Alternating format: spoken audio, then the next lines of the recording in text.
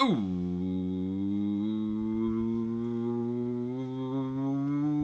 what's up, everybody? My name is OMG WTF LOLFTWBRB. Welcome back to more Total Extreme Wrestling 2016. We are playing as the WWE in the year 2002, and we are booking the post-invasion, the brand era of the WWE. And here we are with one of the more unexpected brands in the brand split. This Sunday Night Heat brand ran by Paul Heyman, of all people. You know, Sunday Night Heat is everybody's favorite show, so it is a bit fitting that, the people that a lot of people seem to like, and a majority of the promoters from the 90s being Paul Heyman, it's kind of fitting that he runs, everyone's favorite show. I don't know where I'm going with this bit, so let's just start the show, shall we? Let's stop wasting time. Let's just jump in it. Come on. All right. So we open up with a 52D plus rating here. And Sunday Night Heat opens up with the general manager of the show, Mr. Paul Heyman, in the ring, alongside Taz? I wonder why. Paul Heyman goes to take the mic, and he, of course, welcomes everybody to the crowd and explain what's going on. And he goes, Ladies and gentlemen, my name is Paul Heyman, and I am your humbly proud general manager of Sunday Night Heat. Now, last week, I'd like to imagine that we started off pretty damn good, and things are only going to get better this week. As in our main event, we are going to see the clash of generations when second-generation superstar and son, the former WWE champion Stan Stasiak, Mr. Sean Stasiak, goes one-on-one in our main event against a member of the legendary Anoa'i family, the Samoan badass, Rikishi. And speaking of badass, I'm sure many of you are wondering why Taz is standing by my side and not sitting ringside with Jim Cornette and Michael Cole right now. Well, that's because Taz will now serve as my personal security guard, and filling out Taz's seat is none other than a very close friend of mine. And the voice of EC-freaking-W, Joey Styles. And then that's when Joey Styles comes out, and, here he is, comes out, joins Michael Cole, Jim Cornette, takes his place on the commentary. He even lets out a good, "Oh my God, I can't believe I'm here," as, he puts on his headset and he joins the commentary team. I'd imagine maybe there's a little feud between Joey Styles and Jim Cornette, while Michael Cole's the one trying to keep the peace throughout Sunday Night Heat, one of the overarching storylines, I guess. And before Paul Heyman can continue going on to promote the show, as he's got some pretty big news that he wants to talk about, he's interrupted by the buzzing of the alarm from the Right to Censor's theme song, as Steven Richards, alongside his cousins, Charlie and Russ, the Haas brothers, they make their way down to the ring. Taz, of course, he stands between Paul Heyman and Steven Richards. His job is to make sure things don't get physical, and he's there to make sure he stops it if it does. But Steve goes on to take the mic and he goes, "Whoa, calm down there, Taz. Things aren't gonna get physical, so there's no reason for you to buff up there, short stuff.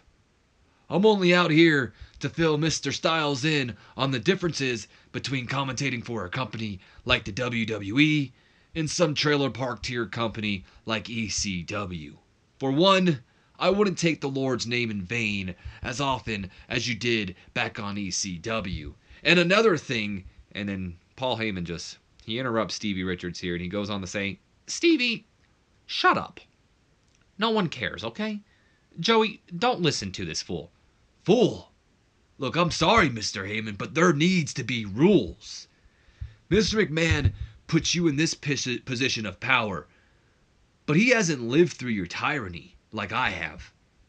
I'm just looking out for what's best for business." Well, you know what I think's best for business, Stevie? I think seeing you, the leader of the Right to Censors, Stevie Richards, in an ECW rules match right here, right now. And Steven Richards starts to freak out. "What do you mean ECW rules? What does that even mean? Blah, blah, blah." And he's free. He doesn't want any part of it. And that's when that music of Steve Blackman, very badass theme song of Steve Blackman, I may add, His music goes off, and out comes the Lethal Weapon with some lethal weapons. I'd maybe imagine a trash can full of a bunch of kendo sticks or Singapore canes, whatever you want to call them. And we get ready for our opening match, which will see the leader of the Right to Censor, Steven Richards, battle Steve Blackman. Our backstage is still at a 0%, by the way, just in case you guys were wondering. But, hey, what can you do? Joey Styles debuted his staff member gimmick, and I got a rating of average. Okay, that doesn't really matter, but sure. The announcing quality did help out the segment and gave it a little bit of a boost. Steven Richards, unfortunately, did underperform. Come on, Steven Richards underperform? I don't believe it. He's the best part of Sunday Night Heat. And the Richards-Heyman storyline does get a little progression here. Did it gain heat? Did anyone say? No, it just progressed. So we go into our opening match of the night, which gets a 43 solid D rating here, and a terrible matchup. Steven Richards goes over Steve Blackman in 10 minutes, 18 seconds with the Stevie kick, following a little bit of interference from Charlie and Russ Haas. So this match, I believe, was an Aussie rules match, which is pretty much there are no rules. Yeah, it's you can do pretty much anything in the match. The only way to win is by pin and submission, but you can't be disqualified. There's no countouts. I guess you have to pin in the ring, but the Aussie rules is the ECW rules pretty much. But even though Blackman is probably more proficient in weapons than, or I guess the use of weapons than Steven Richards would be, the help of Richards' cousins, Charlie and Russ Haas, maybe providing a little bit of a distraction or maybe getting a little bit of shots in there on Steve Blackman. But I'd like to imagine they provided more distraction than anything, which allowed Steven Richards to hit him with the Stevie kick and come out with the victory. 1, 2, 3. Richards pulls out the shock victory. The announcing definitely helped out this match. It did cool the crowd a little bit. Richards with an in-ring performance of a 48 and Steve Blackman with a 47. I mean, it's to be expected about it cooling the crowd, to be honest. Both of them have kind of negative momentum right now, but we're going to see that a lot with a lot of the Sunday Night Heat guys. A lot of them have either no popularity or their momentum's kind of low. So we got to build a lot of these guys back up and build a lot of them up just in general. So that's how it works. 39 D- rating afterwards. As with the help of the Haas brothers, Richards walks away with the win, but a sinister smile forms across the face of the leader of the Right to Censor, and he begins to instruct the Haas brothers to go and grab the kendo sticks from the trash can that Steve Blackman brought down with him, and the three of them, now all bearing kendo sticks in hand, begin to take shots and just rain down onto the back of Steve Blackman, and Blackman's just trying to get out of the way, but of course, I mean, it's 3-on-1 right now, so he's just getting beaten down with these kendo sticks, and out come the ECW loyal Tommy Dreamer and the Sandman with their own weapons. Maybe Tommy Dreamer has a steel chair in hand or something like that. Of course, I'd imagine Sandman with his own kendo stick or Singapore cane, call it what you want. And they get in the ring, but the Right to Censor, they wisely flee out of the ring. They're not having any of this. They get out of the ring and avoid any damage from the ECW loyals here, and Sandman just talks some trash to them, pretty much, get back in the ring and I'll whoop your ass, stuff like that. Meanwhile, Tommy Dreamer goes to help Steve Blackman back up to his feet, but Blackman, he doesn't have much of it, to be completely honest, and he pushes Tommy Dreamer off of him, and Sandman and Dreamer kind of give Blackman a little bit of a stare. We get a stare down between Blackman and the two ECW stars before Steve Blackman just kind of slides out of the ring and limps away by himself, so not really sure what that was all about, but looks like Blackman doesn't want help, or maybe doesn't expect the help and not used to it.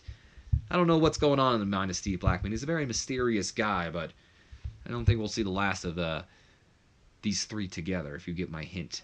Russ is getting better at his gimmick. Russ Haas has been a surprise. I mean, Charlie's doing his thing, but Russ is just, not only does he have the good chemistry with Steven Richards, he is making the most of his gimmick as well.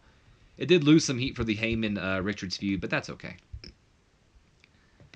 All right, so we go into our next segment here. Surprisingly, gets a 60 solid C. I'm glad to see Josh Matthews doesn't bring it down that much. Granted, he's not rated, if I'm going to be completely honest with you. But, hey, it gets him a little bit of popularity over time to where we can rate him eventually, hopefully. Anyway, Josh Matthews takes to the mic. He is going to be the Sunday Night Heat backstage interviewer, kind of like how we have with Mean Gene Okerlund and Charmel over on Nitro, and I think Michael Cole. Or no, I think it's just Jonathan Coachman, and sometimes maybe Michael Cole on Raw, but I think it's just primarily Jonathan Coachman now. Anyway, Josh Matthews takes the mic and goes, "Ladies and gentlemen, my name is Josh Matthews, and joining me at this time, Rikishi." And that's when Rikishi enters the slot, and Matthews continues to go, "Rikishi, tonight you face Shawn Stasiak in our main event. How are you feeling heading into this match?" "I'm not worried, Josh." And then Matthews looks at him, "You're not?" "No. I've beaten Shawn Stasiak in the past, so tonight will be no problem. But who I do have a problem with is this Monty Brown fella. I know you're watching and listening, Monty. So listen good, son. Last week, what you did to my buddy Scotty, that don't slide with me. And next time you cross my path, it's on sight." I'm doing this pretty bad. I make him sound so robotic. It's on sight, boy.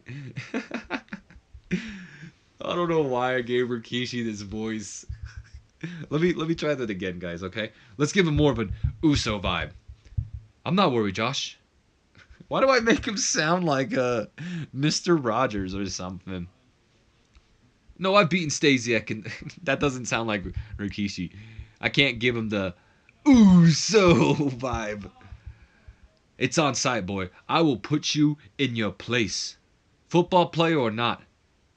But first, I gotta go take care of the trash." Very, very monotone Rikishi that kind of fired up there at the end. Thank you, Rikishi. Thank you as always. Josh Matthews got a average on his sportscaster gimmick. Again, it doesn't matter, but okay. Gained some heat to the Rikishi Monty Brown feud, though, so that's good. We then move into a 48 D+ rating as we're back into the ring where Justin Credible stands in the ring with Tank Abbott by his side, and he's got a mic in his hand. Who's Justin Credible? Brian Kendrick is there as well. And Credible goes, "Hey, shut up and listen up. Look, I know things haven't been too incredible for good old Justin Incredible, but things are about to change now that I'm getting my chance to shine here on Heat. So all of you, including Spanky over here, are going to see why I'm just incredible."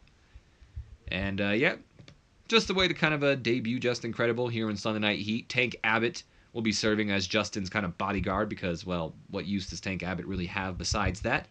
And Brian Kendrick borrowed up from our developmental territory to, well, to do the job pretty much. So we go into the matchup, which gets a 38 D- rating here in an abysmal matchup. Justin Credible goes over Brian Kendrick in 5 minutes, 56 seconds with the super kick. So we have a Stevie kick and a super kick now. Oh boy. After Tank Abbott interfered. So unfortunately for Justin Credible, he did still need a little bit of help from his bodyguard Tank Abbott to put away Spanky. Nonetheless, though, Tank Abbott doing some good work ringside. That's a surprise. It did cool the crowd. Justin Credible with a 41 in-ring performance, so there is promise there with Justin.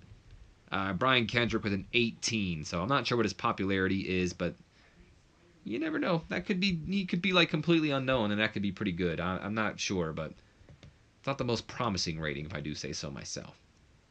Credible is improving in his flying, so that's awesome. And yeah, there you go, guys. Justin Credible. We then move on to a 56 C- rating. I'm surprised that this did that well. I mean, Batista must got some pretty damn good menace.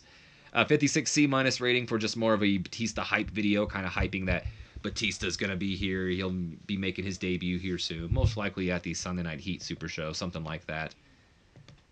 If there's room, actually. Yeah, we have a big announcement that will take place later on tonight. But, yeah, wow. 56 C- rating for that. That's pretty good, if I say so myself. We then move on to a 39 D- rating here as the commentators put over just how impressive Batista is and how they're excited for the debut of Batista before they are interrupted by the debuting Joe E. Legend. And out he comes and he's like, okay. Now everyone and their grandma have been making their mark here on this new Sunday Night Heat. Guys like Justin Credible and even this new guy Batista. But what about the legend in the making, Joe E. Legend? Now, I know a lot of you may be saying, who? But I'll tell you what. I'll show you that not only can I talk the talk, but I know I can walk the walk. So the next buffoon that walks down that aisle is going to be made an example of, and I don't give a damn who it is.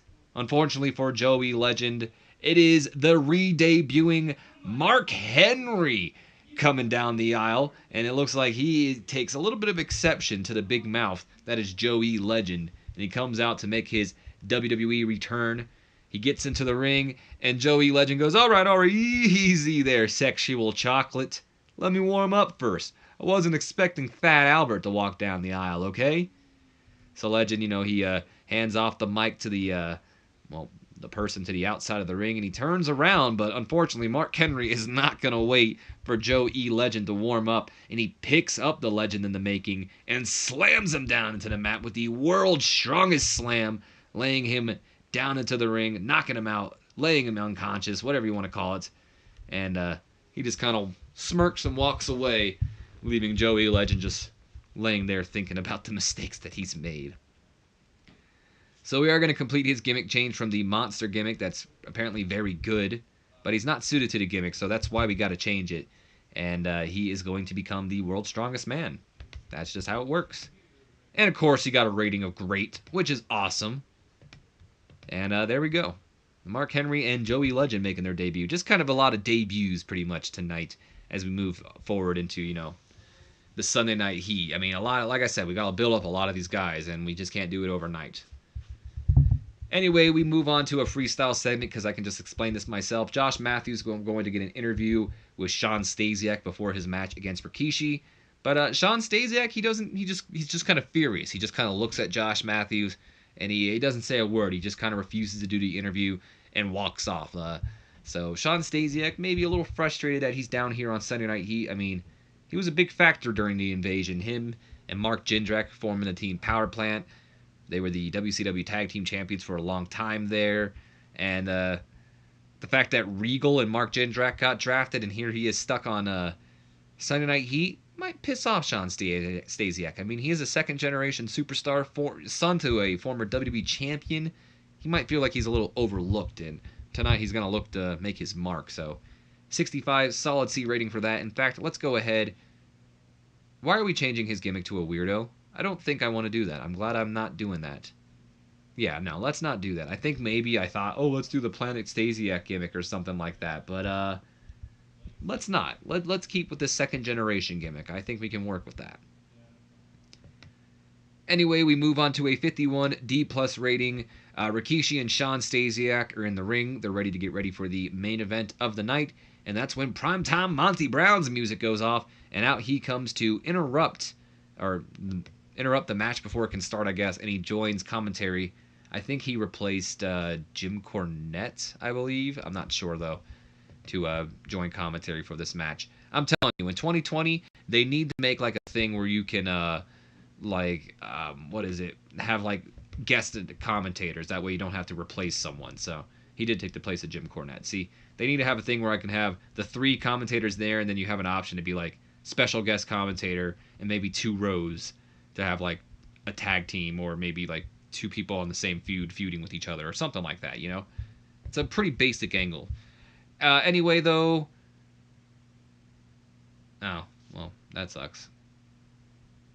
I guess they weren't buzzing and ready for action. Anyway, 63, solid C rating as we close out the night. Or not close out, I guess we have one more segment. But the main event of the night gets a 63, solid C rating, as we have a decent matchup here. Shawn Stasiak going over Rikishi at 9 minutes, 39 seconds, following an interference from Primetime Monty Brown. So Monty Brown didn't take too kindly to Rikishi coming out after what he did to Scotty 2 Hotty last week, and then even bringing up his name in that interview earlier. So Primetime took a little bit of exception to that and cost Rikishi this match against Shawn Stasiak here tonight. Unfortunately, it does seem like it was poorly placed because a wild brawl needs to have a crowd who are buzzing and ready for action, and this crowd just wasn't ready for action, apparently.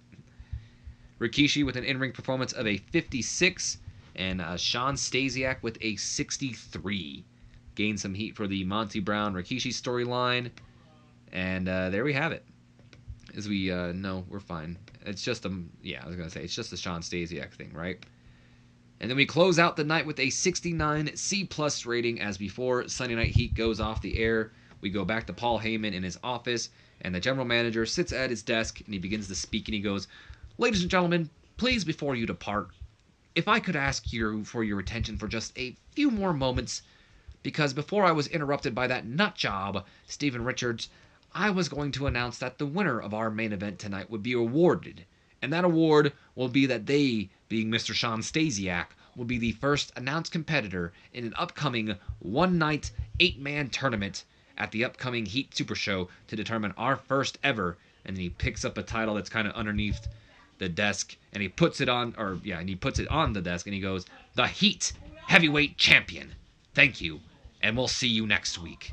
So I heard a lot of you guys, you were saying we need a TV champion and all that. I agree, we do need some sort of champion. I always plan to have a champion. I apologize for all the noise in the background, by the way. My family's just being super loud for some reason now. But anyway, I've always planned on there being a champion. I just wanted to, build up to it a little bit and not just introduce it right away. So I know we're kind of doing a lot of tournaments right now. Like the Local to Global has their own tournament. Nitro's got their own tournament going on to determine their champion. And Paul Heyman's doing the Heat Heavyweight tournament. I thought about maybe doing a Fatal 4-Way or a 6-man match, but then I was like, you know what? I don't care. We're just going to do a tournament. And I don't know. I like tournaments. What can I say? I'm a tournament kind of guy. Plus, it gives a lot of chance, for other people to get built up and shine as well, so you can see where other people stand. Maybe that's why I like tournaments. Nonetheless, we are going to determine our first ever Heat Heavyweight Champion. It's not going to be a big tournament that'll go on for the weeks. It's just going to be a one-night tournament, and it will be at the upcoming Heat Super Show. And in fact, I already have the bracket for that tournament set up, so, golly, I always forget about that. Not enough attractive women to satisfy our core male audience. Well, I hate to be the bearer of bad news, but I don't care. Heat doesn't lose me popularity. 58 C-. But let me go ahead and pull up our handy-dandy notepad here on the side.